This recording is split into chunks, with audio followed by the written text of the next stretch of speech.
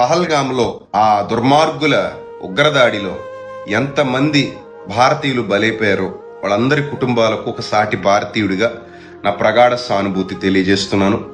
అలాగే ప్రాణాల అరచేత పట్టుకుని ఆ నీచుల చేతుల్లో నుండి తప్పించుకుని ఏ విధంగా నేను స్వస్థలానికి వెళ్ళిపోవాలని ఎయిర్పోర్ట్లకు పరుగులు తీసినటువంటి వాళ్లకు మంచి ఆఫర్ ఇచ్చి టికెట్ల రేట్లు పెంచేసినటువంటి గొప్ప దేశభక్తులైన ఎయిర్లైన్స్ వాళ్ళకు కూడా నా జోహార్లు తెలియజేస్తున్నాను.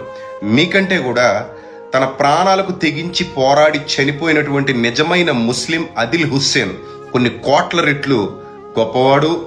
అలాగే నజకత్ అలీ అని ఒక కాశ్మీరీ వ్యాపారి ప్రాణాలకు తెగించి ఎంతో మందిని మతాలకు అతీతంగా కాపాడి స్వస్థలాలు మార్చడానికి కష్టపడ్డాడు. అతను చాలా గొప్పవాడు. మీరు మాత్రం శవాల మీద రూపాయలు ఏరుకోవడానికి కొన్ని ఎయిర్లైన్ సంస్థలు ఈ విధంగా చేశాయని విన్నప్పుడు చాలా బాధ అనిపించింది, గుండె బరువెక్కింది.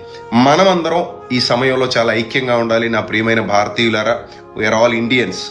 మతాలకు అతీతంగా మనం నిలబడాల్సిన సమయం ఇది. మతాలకు అతీతంగా ప్రభుత్వాలకు సపోర్ట్ చేస్తూ ప్రశ్నించాల్సినటువంటి సమయం ఇది. మనం భారతీయులం, తర్వాతే మనది ఏ మతమైనా సరే, ఏ కులమైనా సరే, ఏ జాతి అయినా సరే, ఏ ప్రాంతమైనా సరే. ఈ ఉక్కు పాదంతో ఆ ఉగ్రవాదాన్ని అణచివేయాలి అనే ఆలోచన మనందరిలో రావాలి. మనం అందరం కలిసి కష్టపడాలి, మనం అందరం కలిసి శ్రమించాలి. జై భారత్. మరొక్కసారి అందరికీ నా ప్రగాఢ సానుభూతి తెలియజేస్తున్నాను. నా మృతుల కుటుంబాలకు థ్యాంక్ యూ.